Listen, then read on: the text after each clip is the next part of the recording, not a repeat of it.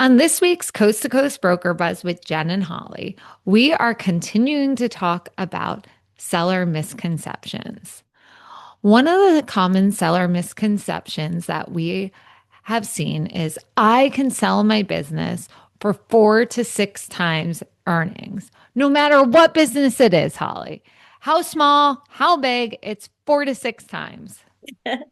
And believe me, if we can do that, we would love to do that for you. I mean, we would love to get you 4 to 6 multiple, right?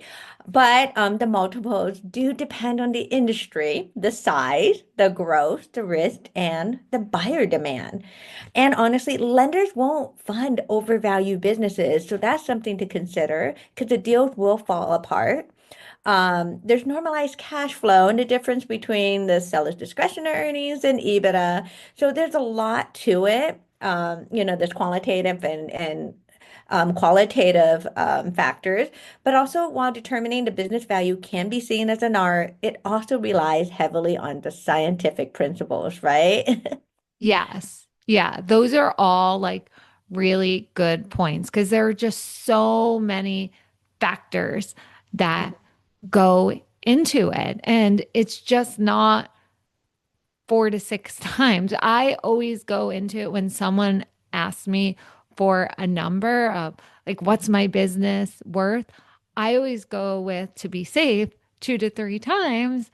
And then I dig into their financials. And obviously, if the business is larger, like it could be a bigger number. And I think something that we have definitely seen and learned over time is that as the quality and quantity of earnings increase, like we've seen buyer confidence increase. So this also translates to the buyer willing to pay more. And what that means is that the multiplier is higher. So that's where you do see that 4 to 6 times multiplier in the higher earnings and in the higher listings. Yep, that's exactly it, Jen. Great points. Yeah.